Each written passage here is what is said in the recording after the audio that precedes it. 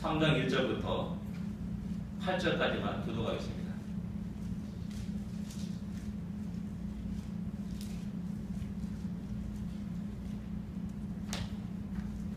룻기 3장 1절부터 8절까지입니다. 1절에 있습니다. 룻이 시어머니 나오미가 그에게 이르되 내 딸아 내가 너를 위하여 안식할 곳을 구하여 너를 복되게 하여 하지 않겠느냐.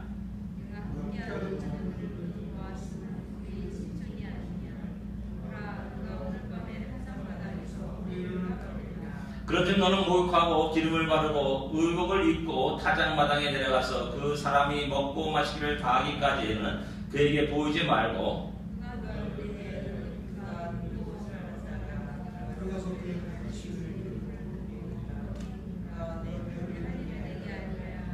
룻이 시어머니에게 이르되 어머니의 말씀대로 내가 다 행하리이다 하니라. 보아스가 먹고 마시고 마음이 즐거워 가서 곡식단 더미의 끝에 눕는지라. 룻이 가만히 가서 그의 발치 이불을 들고 거기 누웠더라.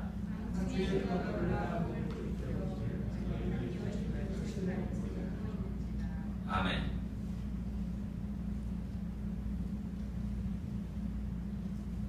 룻기 1장은 어려움을 피해 이방인 땅에서 10년 생활한 결과 완전한 실패의 모습을 우리에게 말씀합니다. 그리고 그것을 깨닫고 다시 약속의 땅으로 돌아오는 언약의 백성으로에게로 돌아오는 장면을 기록하고 있습니다. 룻기 1장을 읽어보면 꼭 우리 누가복음 15장에 나오는 탕자의 비유를 생각하게 합니다. 거기서도 똑같이 탕자가 아버지 재산을 가지고 먼 나라를 갔다가 실패하고 다시 돌아오는 그런 장면을 기록하고 있습니다. 룻기 2장은 새로운 믿음의 길을 떠나고 돌아온 룻과 나오미에게 하나님의 오묘하신 손길을 기록하고 있습니다. 하나님이 섭리하심을 기록합니다. 하나님의 인도하심에 따라서 룻과 보아스가 만나게 되는 그것이 룻기 2장에 기록되고 있습니다. 3장에는 그 만남이 더욱더 아름다운 결실을 맺어가는 그런 장면을 우리에게 소개해주고 있습니다. 연애하는 사람들이 사랑해서 연애하는 사람들이 5년, 10년 그냥 연애만 하고 있으면 어떻게 됩니까? 뭔가 무엇인가 진전이 있어야 되는 거죠.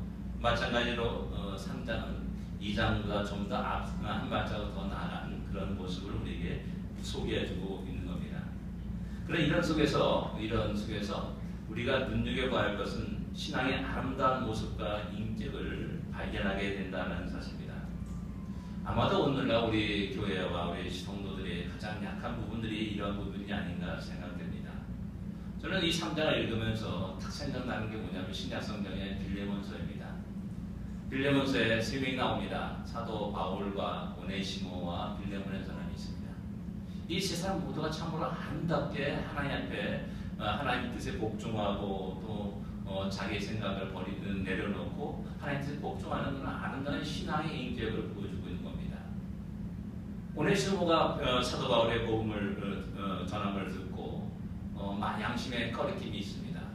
무거운 짐이 있습니다. 그래서 그것을 사도 바울에게 얘기합니다. 나는 사실 솔직히 말해서 빌레몬의 종이었습니다. 그리고 그에게 큰 해를 끼치고 도망 나온 사람이다 라고 이야기합니다.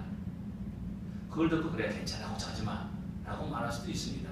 그러나 사도 바울은 그를 다시 빌레몬에게 보내기로 결정합니다. 이게 쉬운 일이겠습니까? 그냥 저 빌레몬이 인지역과 여기하면 수천이 떨어지는데 걱정하지마 누가 알겠느냐 그냥 나 곁에서 그냥 하나님을 같이 하자 라고 우리가 스스로 무마시킬 수도 있었다는 사실입니다. 그러나 그를 다시 오네시모를 빌레몬에 보내죠. 그리고 사도 바울의 편지와 오네시모를 본 빌레몬은 또 역시 마찬가지로 그가 참으로 하나님 안에서 종이 아니라 노예가 아니라 같은 형제요 자매라는 사실을 발견하고 그를 또한 영접하는 것들을 우리 보여주고 있습니다. 자, 모두가 다 아름다운 신앙의 인격의 모습을 우리에게 보여주고 있는 겁니다. 역시 마찬가지로 오늘 3장에서도 그런 모습을 우리에게 보여주고 있는 겁니다. 진정 초대교회 성도들은 그들의 삶이 많은 사람들에게 크게 본을 보였다는 사실을 기록하고 있습니다. 사도행전 5장 13절에 보면은 그 나머지는 감히 그들과 상종하는 사람이 없으나 예수를 믿고 막 저 복음 전하니까는 좀 약간 꺼리껴지는 겁니다. 상종하지 않습니다. 그러나 그들이 인정하지 않을 수 없는 것이 뭐냐면 그들의 삶이 참으로 훌륭하다라는 것을 인정하지 않을 수 없다는 겁니다. 그래서 백성이 신성하다라고 사도행전 5장 19절은 우리에게 증거하고 있는 겁니다. 이런 모습 그때 5장에서 나오는 것이 아닙니다. 스테반이 돌에 맞아 죽을 때 그의 모습은 어떻습니까? 죽음을 두려워하지 모습입니다. 그리고 그는 기도하면서 주여 이 죄를 저들에게 돌리지 마옵소서 라면서 자기를 향한 돌을 던진 사람들에게 원망하지 않습니다. 이것만이 아닙니다. 기꺼이 야고보 사도는 순교의 제물이 됩니다. 베드로는 죽음을 앞두고서 그 감옥에서 그 깊은 잠에 빠져 있습니다. 죽음을 앞둔 사람이 잠을 잘 수가 있겠습니까? 근심과 걱정 속에 그 긴긴 밤을 뜬 눈으로 지내는 것이 일반적인 사람의 모습이지 않습니까? 근데 성경은 사도행전은 베드로의 모습을 깊은 잠에 깨어 있어가지고 천사가 와서 발을 탁 쳐가지고 야 일어나! 소리쳐 그렇게 소리치지 않겠죠. 그를 깨워가지고 그를 데려 나오는 장면을 기록하고 있는 겁니다. 또 멋있는 말을 본 것이 뭡니까? 바울과 실라가 빌립보 감옥에 갇혔을 때 그들은 매를 맞았습니다. 그리고 감옥에 갇혔습니다. 근데 거기서 그들은 찬양을 합니다. 온몸에 욱시욱시 쑤시고 피가 나고 그럴 텐데 그 속에서 찬양하고 있는 겁니다. 그리고 지진이라서 옥토가 흔들리고 문이 열렸습니다. 근데 나가지 않습니다. 간수가 야 제수들이 다 도망갔구나 라고 해서 스스로 자결하려고 할 때 야 우리 여기 있다. 야 자결하지 말라라고 그를 만류합니다. 우리 같으면 어떻습니까? 야 좋은 기회다. 야 도망가자. 탈출하자. 하면서 나갈 거 아닙니까? 근데 안 나가요. 오히려 그들의 사도 바울과 실라의 그런 모습이 그 간수를 갖다 구원하는 놀라운 그 지적 역사가, 구원의 역사가 일어났음을 우리는 잘 알고 있습니다. 또 사도 바울이 배를 타고 로마로 가다가 유로굴라의 그 풍랑을 만나가지고 14일 동안 모든 사람들이, 배에 있는 모든 사람들이 제대로 먹지 못하고 굶주렸습니다. 그들 모두 다 절망 속에 빠졌습니다. 근데 그때 그 속에서 일어난 사람이 누굽니까? 사도 바울이 일어나서 그들에게 안심하라, 걱정하지 말라, 하나님이 우리 구원하실 것이다 라는 사실, 소망의 메시지를 그들에게 던집니다. 그리고 나서 그들에게 떡과 포도주를 주면서 함께 하나님께 축사하고 그 포도와 떡을 먹으며 왔다가 성경은 우리에게 증거하고 있는 겁니다. 야, 나 14일 동안 굶었어. 나 다리에도 힘이 하나도 더 떨려. 배고프다. 다 이런 시점에 사도 바울이 뭘 몰래 먹겠습니까? 사도 바울도 굶주렸을 겁니다. 근데 일어납니다. 그리고 하나님의 구원을 그들에게 선포합니다. 그리고 떡을 그들이 나눠주기 시작합니다. 이게 초대교회 성도들의 모습이었습니다. 내가 굶주렸습니다. 나도 힘듭니다. 나도 어렵습니다. 나도 고생합니다. 라고 하면서 핑계대면서 내 할 일을 갖다가 제쳐놓은 것이 아니라, 그럼에도 불구하고 내가 일어나 그들에게 말합니다. 그럼에도 불구하고 내가 일어나 그들에게 먹을 걸 줍니다. 이것이 초대교회 성도들의 모습이었다는 겁니다. 그러니까 초대교회는 힘이 있을 수밖에 없었습니다. 누가 이들을 비난하겠습니까? 누가 이들을 조롱하겠습니까? 조롱할 사람이 아무도 없는 겁니다. 그들을 멸시할 사람이 아무도 없는 겁니다. 그들은 그 스스로였지만, 권력을 갖고 있지 않았지만 세상을 뒤흔들어 놓았다는 사실을 우리는 잘 알고 있다는 겁니다.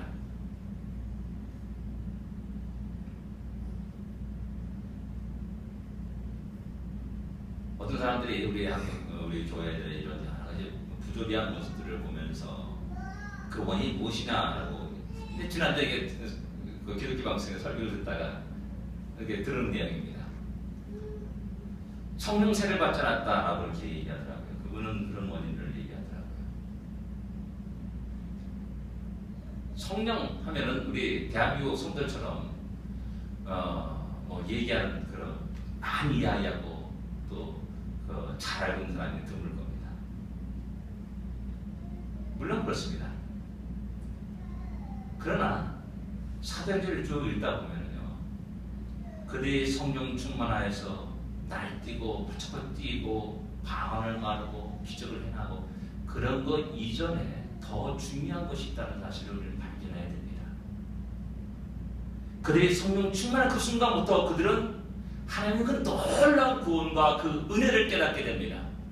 그래서 이것이 나 혼자만이 가질 것이 아니라 내 이웃에게, 사랑하는 이웃에게 전해야 되는 것이라는 사실을 알게 됩니다. 성령 충만한 결과 가장 먼저 나타나는 것이 뭐냐면 주의 복음을 증가하는 것이었습니다. 그리고 내 옆에 있는 가난한 자들에 대한 배려와 관심을 두는 것이었습니다. 근데 우리는 잘못을 외워가고 있는 겁니다. 성령 충만하여서 기적을 행하고 방언을 행하고 이상한 우리가 가지지 못한 특별한 어떤 능력들을 행하는 그런 것을 늘 생각하는 경향들이 있다는 사실입니다. 저는 이런 모든 것들이 신앙의 인적인 문제라고 생각하고 있는 겁니다. 오늘 본문은 바로 우리에게 그 신앙의 아름다운 인적의 모습을 가진 세 사람을 우리에게 소개해주고 있는 겁니다. 제일 먼저 1절을 보게 되면은 배려의 모습입니다. 1절에 보면 룻의 시어머니 나오미가 그에게 이르되 내 딸아 내가 너를 위하여 안식할 곳을 구하여 너를 복되게 하여야 하지 않겠느냐 라고 하면서 룻에게 말합니다. 뭐 이게 당연한 거라 생각합니다. 뭐 사랑하니까 룻에게 시어머니가 룻에게 이야기한다라고 생각할 수도 있습니다. 그러나 어떻게 보면은 당연한 것 같은데 당연하지가 않습니다. 왜냐하면 순서를 보게 되면 둘 다 가부입니다. 둘 다 가부이기 때문에 우선순위에 누가 있겠습니까? 원칙적으로 보면은 나오미가 새롭게 결혼을 해가지고 자식을 낳았고 그 자식이 자란 다음에 룻과 결혼하는 것이 순서입니다. 원칙입니다. 그 사실 1장 12절과 13절에 나오미가 룻에게 말하는 겁니다. 야, 내가 소망이 있다 해가지고 오늘 내가 결혼해가지고 내 자식을 생산한다 할지라도 그것을 위해서 오랫동안 기다리게 할 수 있느냐라고 이렇게 그런 식으로 이제 나오미가 룻에게 룻과 오르바에게 말하는 장면이 나옵니다. 그리고 보아스라는 사람의 나이를 지난주에 말씀드렸듯이 그냥 20대 청년이 아닙니다. 어떻게 보면 40대 넘은 또한 60대까지 가까이 간 그런 나이 든 사람이라 할 수가 있습니다. 그렇다면 어떻게 보면 룻보다는 나오미 자신에게 더 어울리는 그런 나이일 수도 있습니다. 그럼 야 보아스 참 흉내한데 내가 먼저 결혼하겠다. 그래서 내가 잘 생산하면 너도 그 다음에 가서 너 한 10년 후에 너 결혼해라 라고 이렇게 말할 수가 있다는 겁니다. 우리는 묻지만은요, 우리 실제적인 우리의 현실을 이렇게 한번 돌아볼 때 우리는 우리들의 자신의 이익에 아주 민감한 존재들입니다. 내 건강에 아주 민감한 존재입니다. 그러니까 대부분 다 이적이라는 그런 평가를 듣고 살아갑니다. 안 그럴 수가 없습니다. 결정적일 때는 내가 먼저 우선이라는 겁니다. 그런데 나오면은 그런 모습을 보여주는 것이 아니라 자기보다는 자기 며느리 룻에 대한 배려를 하고 있다는 것이죠. 이런 배려의 모습은 아브라함과 롯에게도 찾아볼 수가 있습니다. 이번엔 롯입니다. 롯이 아니라 롯입니다. 창세기 13장에서 이제 그 두 양자가 갈등이 일어납니다. 그때 아브라함이 그 롯에게 얘기하지 않습니까? 야, 너가 먼저 택하라. 내가 동하면 난 써야겠다. 택하라. 라고 모든 것을 양보를 합니다. 그리고 롯은 아름답고 비옥한 요단 지역을 택하여서 떠나게 됩니다. 그리고 그는 결국 소돔성으로 들어가게 되죠. 그리고 아브라함은 가나안 땅에 거주한다 라고 이렇게 성경은 기록하고 있습니다. 이런 배려와 양보에는 사랑이 있습니다. 또 그 속에서는 하나님의 모든 것을 주관하신다는 믿음을 바탕으로 하고 있습니다. 우리 자신의 생사화복을 주관하시는 이가 누구입니까? 저 사람입니까? 아닙니다. 그러기에 야, 너 먼저 마음껏 택해봐라 라고 양보할 수 있고 이야기할 수가 있는 겁니다. 이 사실을 아는 자들은 기꺼이 먼저 내 이익을 취하려고 달려가지 않습니다. 사랑하는 자가 먼저 그것을 차지하도록 배를 하고 양보를 하게 됩니다. 고린도서 13장 우리 잘 알고 있는 사랑장에 사랑에 대해서 이야기하면서 사랑은 자기 유익을 구하지 아니하며 라고 이렇게 말씀하고 있습니다. 원래 이 배려가 참으로 찾아보기 어려운 힘든 그런 시대를 살고 있는 것을 보게 됩니다. 우리도 많이 배려를 하고 있다라고 생각하는데 종종 우리 자신은 작은 배려를 우리는 잊어버리고 살 때가 있습니다. 오늘 전 제가 이제 저기 식당 거기서 이제 앉아있다가 그다음에 시간이 돼서 일어나고 그거 보니까는 거기 뭡니까 그 오르간인가요? 그 위에 스티로폼 컵이 하나 있더라고요. 뭔가 봤더니 거기 안에 커피가 들어있는 겁니다.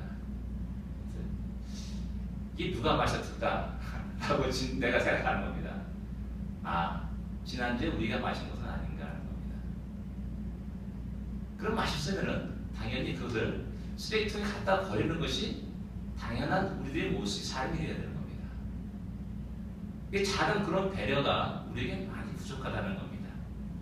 우리는 굉장히 큰 것을 누가 누구에게 뭐 10억을 주었더라 그것 때문에 기억하는 것이 아니라 내가 가장 어렵고 힘들 때 옆에 가서 같이 함께 있어준 것, 또 한마디 툭 던져준 위로의 말, 그것을 평생에 간직하고 살아가는 것이 우리 인간의 모습입니다.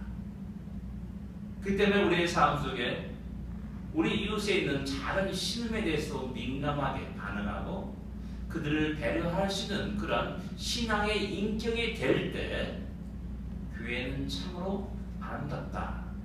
교회는 참으로 많은 사람들에게 칭송을 받게 되는 겁니다.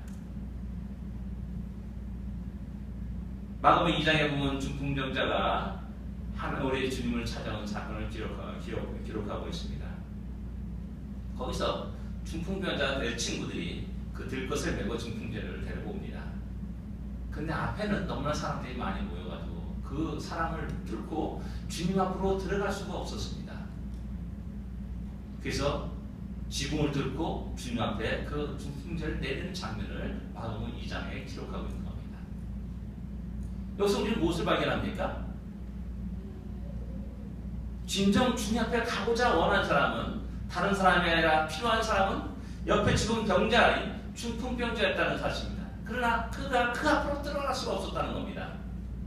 왜? 다들 모두가 주의 말씀에 귀를 기는 겁니다. 은혜 받기를 원하는 겁니다. 그래서 조금 더 양보를 하지 않습니다. 이것이 신앙의 이기심이라고 할 수 있습니다. 그때 우리가 좀 더 눈을 돌려가지고 옆에를 보한다 한다면 내 옆에 중풍병이 들어가지고 신음하는 그 영혼을 보게 되는 겁니다. 그러면 먼저 야야 비를 피워라 하면서 그를 먼저 주님 앞으로 인도할 것입니다. 우리가 신앙이면서도 불구하고 이런 작은 배려, 이런 작은 관심에 우리가 너무나 무능하게 살아갈 때가 있음을 우리는 깨달아야 됩니다. 장애인을 배려하는 것들, 또 우리 노약자를 위한 배려들, 그래 남편은 아내를 배려하고 아내는 남편을 배려하는 것, 그런 모든 것들, 더 나아가서 국가와 민족을 향한 우리의 배려가 있어야 됩니다. 얼마 전에 우리 유승준이라는 우리 과거의 유명한 가수가 인터뷰를 했습니다. 그 인터뷰를 하고 나서 본전도 못 찾았어요. 오히려 더 비난을 받고 했습니다. 왜 그렇습니까? 그는 신앙인으로서 간증까지 하고 다녔던 사람입니다. 아니 이 미국 사회도 여기저기 간증을 하면서 다녔던 사람입니다. 그 사건 이후에도 간절함을 다했어요. 아니, 안 되는 게 아니에요. 왜 근데 그들을 향해서 비난합니까? 다른 게 아니에요. 신앙인으로서 국가와 민족에 대한 배려가 없었다는 사실입니다. 이게 가장 큰 문제입니다. 오늘날 우리 대한민국 교회가 왜 비난을 받습니까? 대한민국 사회에서 국가와 민족의 방향과 따르는 겁니다. 이것이 안타까운 일이죠. 이게 참 우리에게 참으로 우리를 부끄럽게 하는 일입니다. 사회를 위한 배려. 이런 거대한 배려뿐만 아니라 물이 없을 때 물을 줄 수 있는 배려.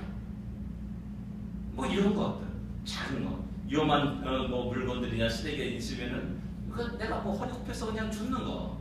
그런 배려들이 조금씩 모여가지고 그 사회가 아름답게 되는 것이고 또 교회가 세상에 칭송을 받게 되는 겁니다. 우리는 이런 부분에서 너무나 무감각하게 살아가는 모습을 보여주고 있는 겁니다. 두 번째, 신뢰와 순종의 모습을 발견하게 됩니다. 5절과 6절을 본문에 했던 그 말씀입니다. 루시 어머니에게 이르되 어머니의 말씀대로 내가 다 행하리이다 라고 말을 합니다. 우린 여기서 끝나요. 네, 알겠습니다. 잘하겠습니다. 하고 끝나버려요. 그 다음에 행동이 없어요. 그런데 룻은 6절에 보면은 그가 타작마당으로 내려가서 시어머니의 명한 명령대로 다 하니라 라고 이렇게 기록하고 있습니다. 다 행하신다 말하고 있고 그리고 다 행하니라 라고 성경은 기록하고 있습니다. 말로만 행하는 것이 아니라 실제로 행동으로 순종하고 복종하는 모습을 갖고 있다는 겁니다. 교회와 성도들이 말로만 행한다라고 말하고 이야기한다면 잠시 후에는 우리의 스스로의 모순과 위선된 모습을 드러내지 않을 수 없는 겁니다. 그런데 여기서 룻이 시어머니의 말씀대로 명령대로 다 행하는 것이 과연 쉬운 일인가 하는 겁니다. 이게 무슨 말이냐면 여기 이 내용이 뭐냐면 너 오늘 밤에 원래 그 보아스 옆에 살짝 누워라. 그리고 관계를 맺어라. 라는 그런 의미입니다. 그러면 어느 누구가 그런 일을 따르겠습니까? 힘든 일입니다. 아니 왜냐? 보아스가 20대 젊은 사람이면 모르겠는데 멋진 사람이면 모르겠는데 그거 아니지 않습니까? 뭐 60대는 그 할아버지 옆에 누워서 뭐 하겠다는 겁니까? 이런 거 볼 때 굉장히 룻의 입장에서 보게 되면 시어머니 그 말씀과 그 명령에 그대로 순종한다는 것은 그렇게 쉬운 일이 아니라는 겁니다.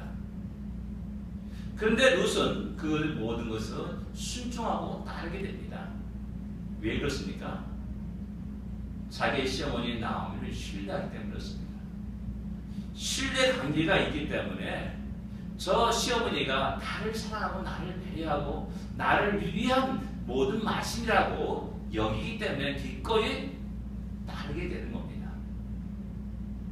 그렇지 않단다면 결코 그 시어머니 말씀에 따를 수가 없는 것이죠.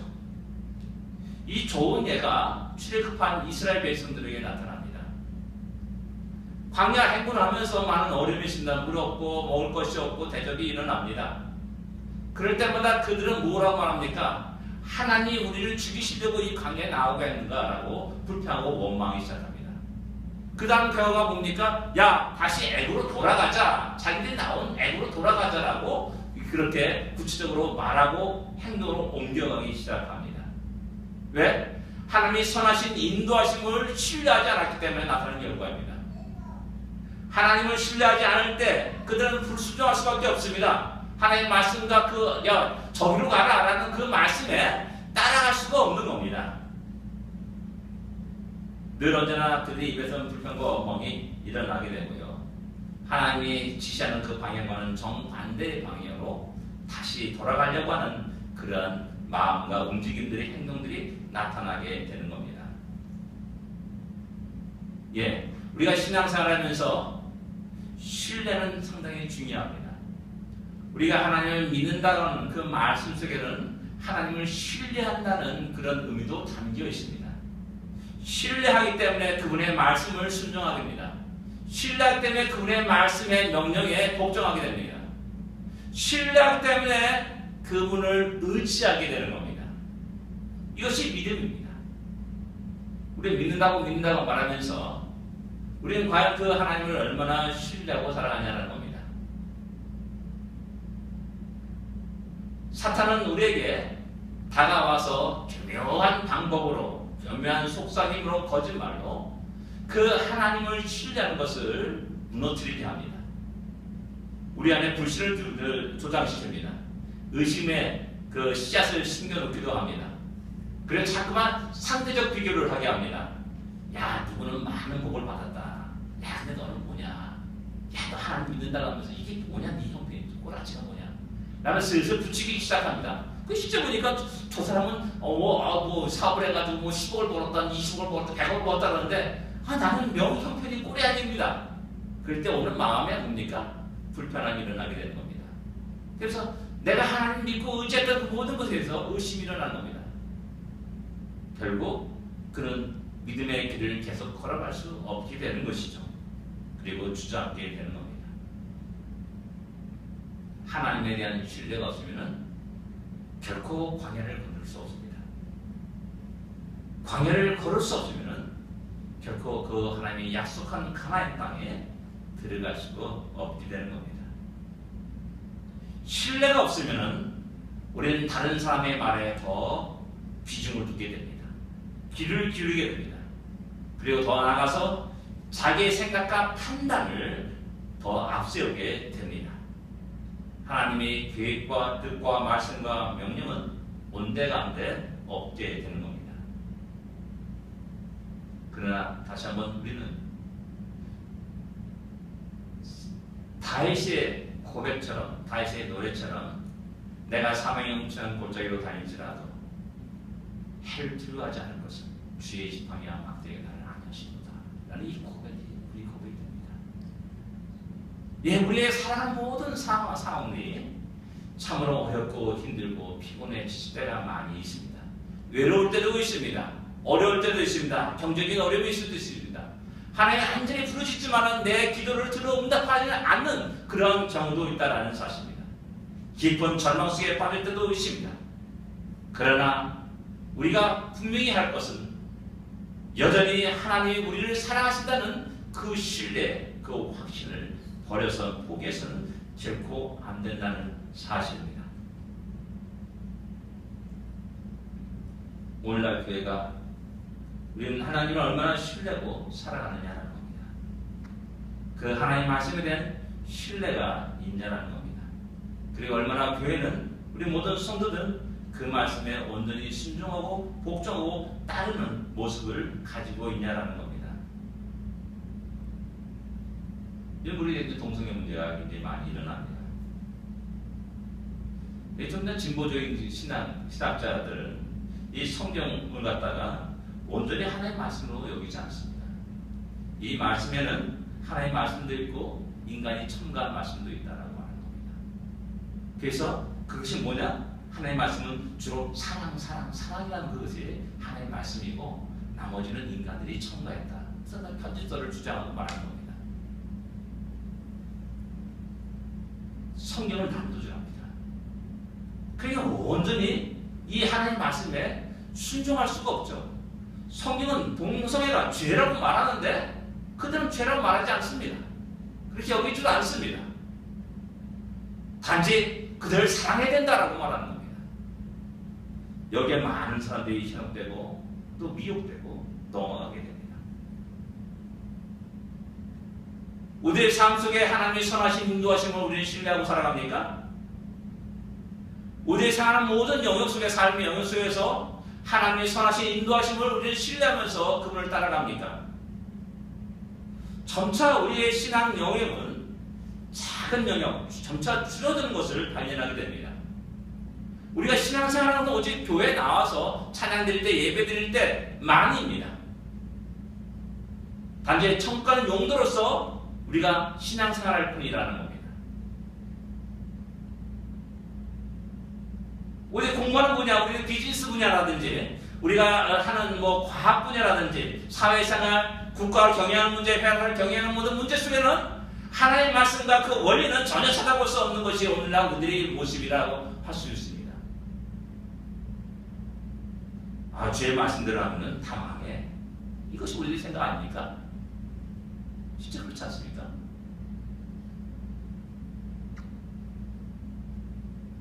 그러나 실질적으로 저는 이제 제가 이런 데서 좀 생활했기 때문에 작은 규모의 회사였습니다. 그때 우리가 다닐 때는 제가 할 때는 40개 매장 전국 이랜드와 브랜다 언더도가 있었나 모르겠어요.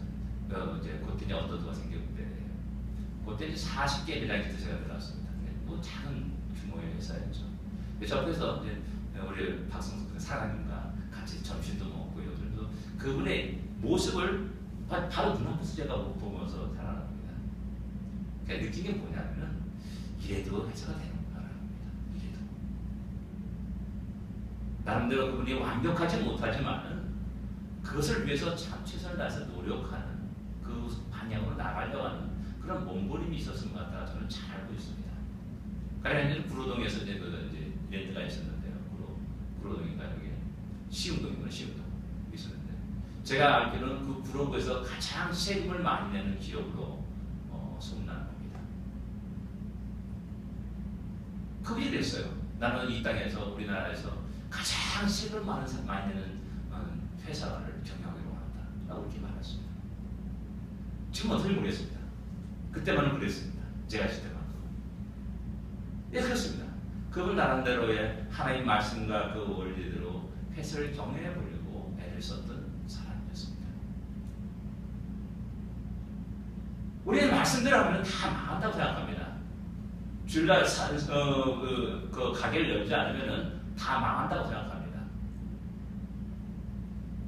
근데요, 안 망했어요. 이랜드가 안 망했어요. 제가 처형을 참 존경하는 희재 어머니를 참 존경하는데요. 그게 다른 게 아니에요. 주일날 그로서리를 문을 닫더라고요. 주일날 식당 문을 닫더라고요. 지금도 그랬을지 모르겠어요. 대단한 결정입니다. 용기입니다.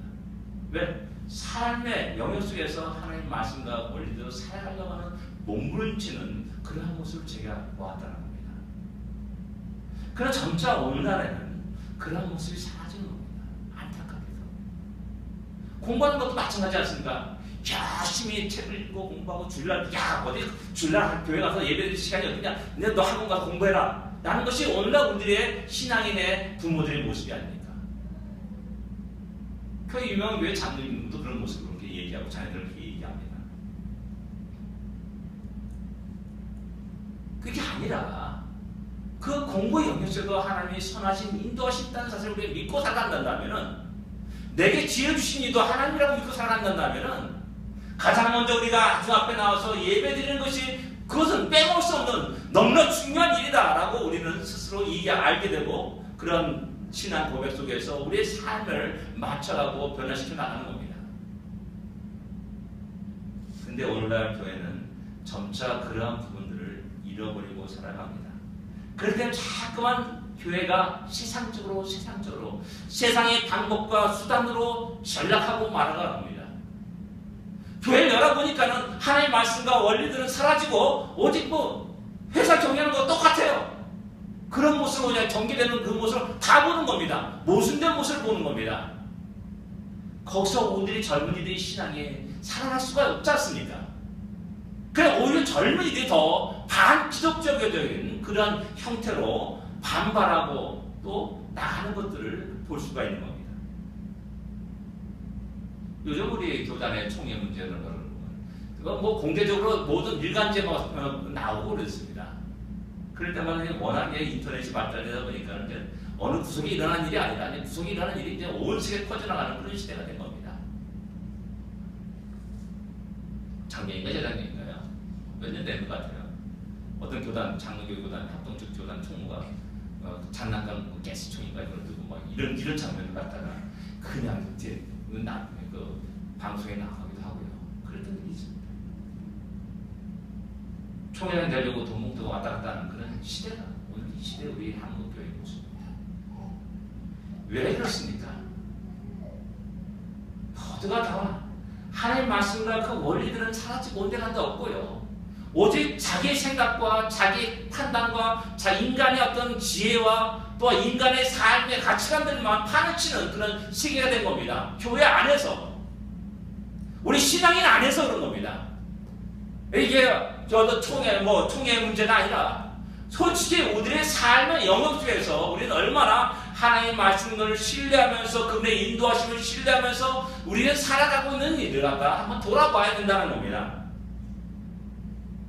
다시 한번 말씀드립니다. 하나님을 향한 신뢰가 없으면 그분의 말씀을 따를 수가 없습니다. 그분의 인도하심을 따라갈 수 없습니다. 그분의 인도하심을 따라갈 수 없기 때문에 그분을 통해서 받을 수 있는, 누릴 수 있는 그 놀라운 복을, 은혜를 잃어버리게 되는 겁니다. 안타까운 일입니다. 그 대신 신뢰가 없단다, 하나님에 대한 신뢰가 없단다면 더 많은 사람을 의지하게 되고 사람의 말에 귀를 기르게 되고 목사의 말보다는 박사학위를 갖춘 사람들의 말을 찾아가서 그분에게 지혜를 구하게 되는 겁니다. 이것이 오늘날 우리의 신앙인의 모습입니다.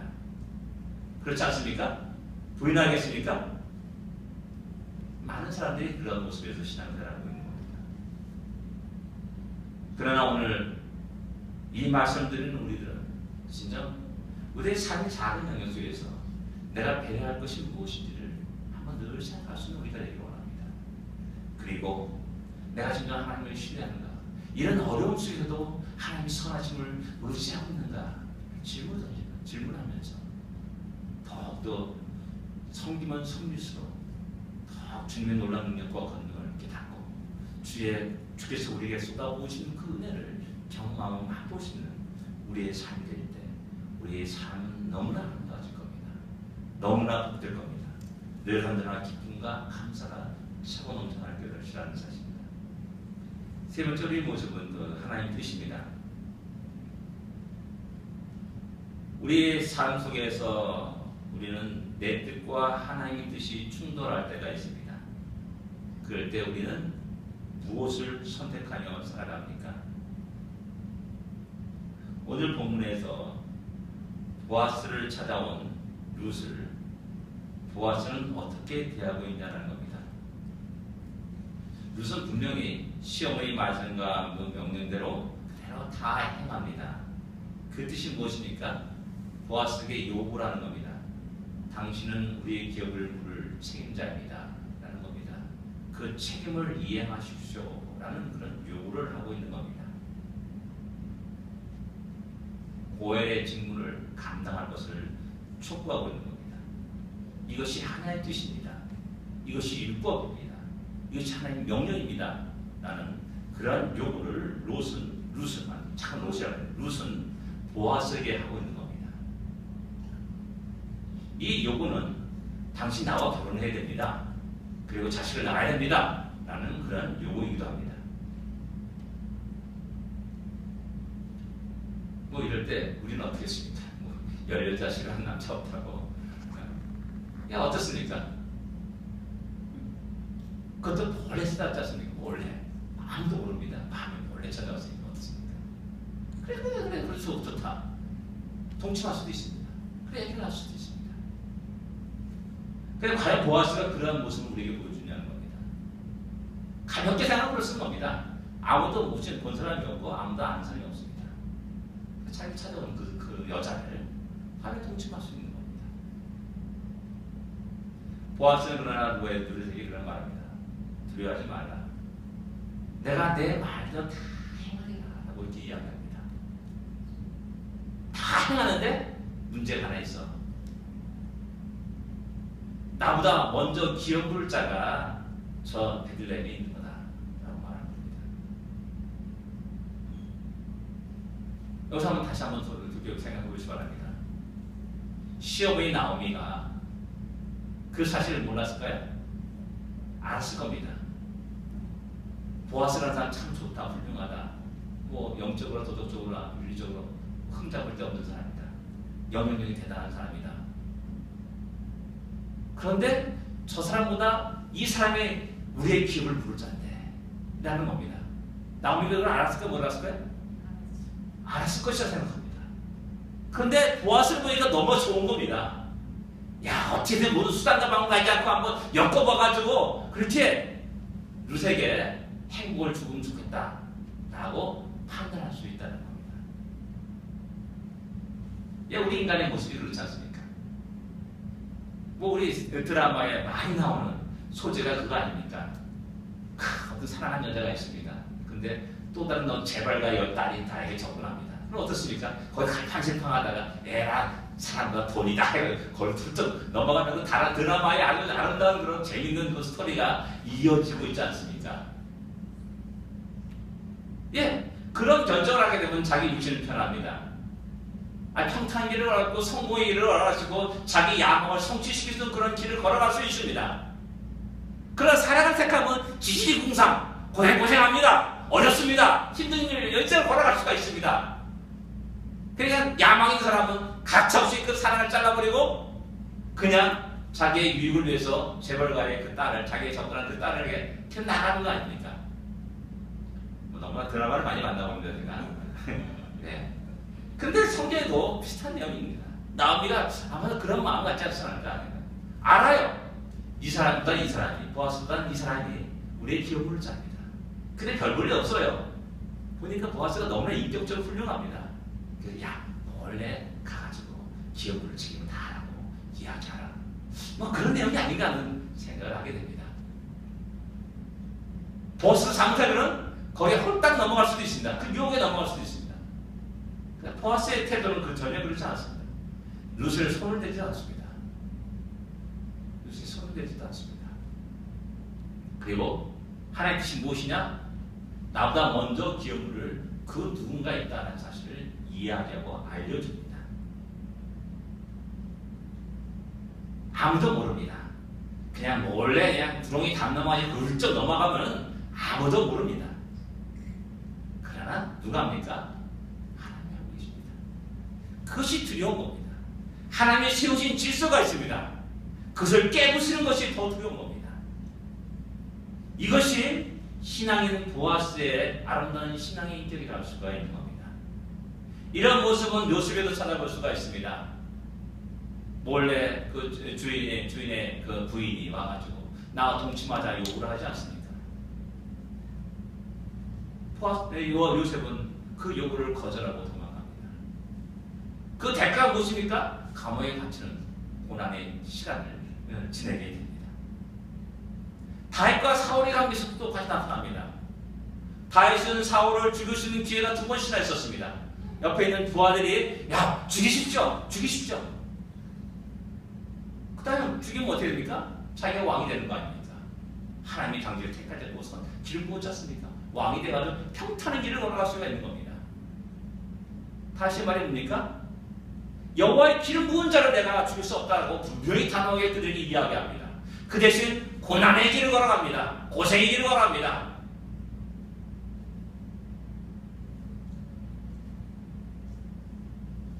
이런 멍청한 바보들이 어디 있겠습니까? 바로 오네시모의 관계도 비슷한 이야기입니다. 오네시모의 옆에도 누구 그냥 좀처럼 부려먹을 수 있습니다. 명령하고 그러면 시종처럼 쫙 와서 모든 걸 하고자 할 거 아닙니까? 그게 떠나버리는 겁니다. 그래서 혼자 남아서 고생하는 거겠죠. 밥도 빨리 되고 그래야 되겠죠. 우리는 아무도 모른다는 그것에 때문에 하나님의 질서를 또 하나님의 말씀과 뜻과 명령을 무너뜨릴 때 있고 무시할 때가 있고 불순종할 때가 있다는 겁니다. 그러나 성경을 보면은 신앙인은 누가 보든 보지 않든 관계없이 알든 모르든 관계없이 하나님 앞에서 자신의 삶을 살아갑니다. 하나님 명령을 따라 살아갑니다. 하나님의 뜻을 이루기 위해 자신의 시간과 재물과 모든 것을 들여가게 됩니다. 또한 자기의 책임을 다하는 그런 모습을 보여주고 있음을 알 수가 있습니다. 오늘 우리는 누가 인정한 누가 인정하는 관계없이 보든 관계없이 우리를 향하신 하나님의 뜻이 무엇인지를 잠시 멈춰서 생각할 수 있는 우리 준비가 되어야 됩니다. 그리고 그것이 하나님의 뜻이고 하나님의 계획이고 하나님의 명령이고 하나님의 계획이라 한다. 내가 지금 오늘 들어서 그 모든 책임을 감당할 수 있는 결단하는 신앙이 되어야 됩니다. 그럴 때 교회는 살아나는 겁니다. 그럴 때 교회는 힘이 있는 겁니다. 종종 얘기하지만 우리나라 역사는 참으로 어려움을 많이 겪어냅니다. 특권층, 특히 양반들은 나라에 대한 국가에 대한 사회에 대한 모든 의무에서 제외되는 역사가 우리 조선시대 역사였습니다. 양반들은 군역이 면제되었고 세금이 면제되었습니다. 그때 누가 다 그걸 감당하냐? 그냥 서민들이 양민들이 그 모든 담당하는 겁니다. 그러니까 허덕이며 살아가는 거죠. 힘들죠. 이런 모습은 그대로 일제시대나 또 그 다음에 우리 대한민국 역사 속에 그대로 나타납니다. 특권층은 모든 특권을 누리고 모든 의무에서 예외가 됩니다. 그래서 우리나라 대한민국에서 좀 제대로 산다는 사람치고 그 자식들이 병역 의무를 제대로 한다는 사람들은 거의 없다는 것을 우리 잘 알고 있지 않습니까? 장과 청문할 때마다 보는 게 뭡니까? 당신 병역 의무 했습니까? 안 했습니까? 다 안 했어요. 거의 대부분 안 했어요. 자식들도 역시 마찬가지입니다. 왜? 자기가 꾸는 특권과 그 권력과 그 재물을 가지고 자신은 그 모든 의미에서 다 빼는 겁니다. 제외시키는 겁니다. 근데 문제는 뭐냐면 그 가운데 크리스찬들이 있다는 겁니다. 뭐 한교는 우리 종교에 정문했는데요. 그분도 군대 안 갔어요. 그리고 그 자식도 아마 안 간 것을 제가 알고 있어요. 근데 그분이 전도사입니다. 신앙을 공부했어요. 이것이 우리들의 문제인 겁니다. 얼마나. 근데 우리 성경 우리에게 말합니다. 너희는 세상의 빛이라. 너희는 세상의 소금이라. 빛으로서 그 역할을 감당하고 소금으로서 그 역할을 감당하라고 말하는 겁니다. 내가 그 의무를 하는 것은 시간적 손해가 될 수 있고요. 육체적인 어려움이 될 수 있고요. 많은 고난이 있을 수 있어요. 그러나 성경은 우리에게 당연히 너희가 짐을 져야 된다라고 말씀하는 겁니다. 요셉이 그런 짐을 믿음의 짐을 지고 어려운 길을 걸어갔듯이 다윗도 역시 그런 무거운 짐을 지고 사울의 많은 어려움들을 그 생명 위협에서 살아갔듯이 성도들에게 교회들에게 우리에게 그것을 요구하고 있는 겁니다. 편한 길, 지름길, 행복한 길만 걸어갈 것을 요구하는 것이 아닙니다. 명절 때 대부분 사람들은 그 혼잡 쪽에서 수시간을 운전해가지고 고향 땅을 갑니다. 근데 특권층 어떻습니까? 공공기관의 헬기 딱, 야, 이리 와! 비기 타고, 헬기 타고 씩 날아가 버립니다. 이것이 오늘 대한민국의 현실 아닙니까? 이것이 오늘날 교회의 현실이기도 합니다. 대한민국에서는 그 목사님들 같이 식사를 하게 되면 주스도 그 식탁을 가지고 가고 왔다 갔다 하는 분 찾아본 적 있습니까? 한 번도 없습니다. 앉아있는 겁니다. 그럼 누가 갖다 줘요. 아, 목사님 먼저 드리려는 겁니다. 갖다 주죠. 그걸 당연히 먹고 있습니다. 이것이 오늘날 우리 교회의 모습입니다. 모든 것을 제외합니다. 뭐 공부 잘하는 사람 어떻습니까? 공부 잘하는 사람은 야, 공부 잘하는데 좀 약간 나쁜 짓 해도 다 이해됩니다. 근데 공부 못한 사람은 약간 나쁜 짓 하면 그냥 이 자식 공부도 못한 놈이 하면서 딱 한 번 맞지 않습니까? 이게 우리나라 현실이에요. 이게 교회의 현실인 겁니다. 공부 잘하면 교회 안 나와도 상관없어요. 뭐 그런 식으로 우리 자녀들을 잘 가르치는 겁니다. 안타까운 일이 아닐 수 없습니다. 지금 한국에는 큰 건물을 짓고 거기에 온갖 편의시설을 다 이제 집어넣고 교회를 아름답게 지장하는 교회들이 있습니다. 밀려크리 교회 가도 그렇습니다. 다 있습니다. 다 있어요. 없는 거 없어요. 그래서 저는 이렇게 한번 생각해 봅니다. 이게 참 하나님 뜻에 오는 곳입니다. 카페도 있고요, 식당도 있고요, 뭐 운동시설도 있고요, 헬스도 뭐 다 있어요. 그리고 저렴하게 이용하면 합니다. 그러면 밖에서 세금 내고 열심히 장사하는, PW 장사하는, 비즈니스 하는 사람들은 그냥 어떻게 하는 겁니다. 우리 교회가 한번 그런 것에 좀 한번 배를 한다면 그런 시설들에서 좀 약간 자제를 하게 됩니다. 제가 예전에 파나마 시티 플로리다에서 목회할 때 제가 선포했어요. 작은 시골 마을 같은 그루소리가 있지 않습니까? 100명, 200명 돼도 그루소리가 있습니다. 그 교회는 여전도에 김 모은다고 김치를 만들어 팔아요. 아무것도 아닌 것 같죠? 그러나 한번 생각해 보십시오. 교회에서 김치를 팔으면 거기 한 200명, 300명 되는 교민 중에서 그루소리는 김치 장사 하지 말라는 얘기밖에 더 되냐 이거죠. 교회가 그냥 그런 것에 좀 배려하지 못하는 겁니다. 그래놓고 어떻게 빛과 소금 역할을 감당할 수 있겠습니까? 그래놓고 어떻게 세상 사람들이 교회를 존중하라고 또 소망을 주고 박수 치겠습니까? 오히려 비난의 화살을 쏟아부고 옵니다.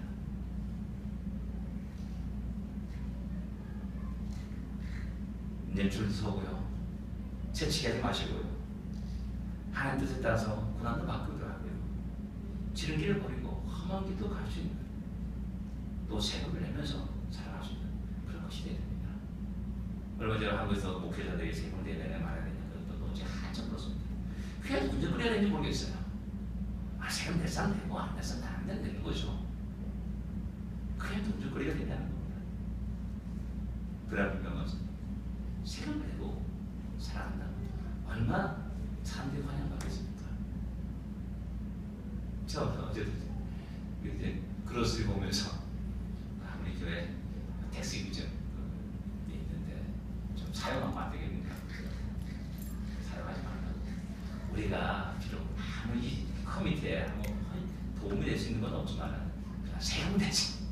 그래서 웃으면서 나왔는데요. 네, 그렇습니다. 우리 이런 작은 모습들이 우리가 알게 모르게 사회에 공헌하는 겁니다.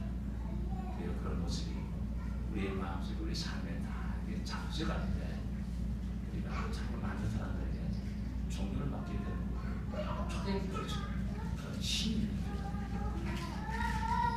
우리 시원장로회가 그러한 교회가 되기를 간절히 소망하고 기도합니다. 그리고 우리 교회 다니는 모든 성도들 진정 그렇게 밖에 나가서 아름다운 신앙의 일들을 드러내면서 진정 빛과 소금에 감당하는 그런 우리 모든 성도와 가정이 되기를 원합니다. 기도하겠습니다.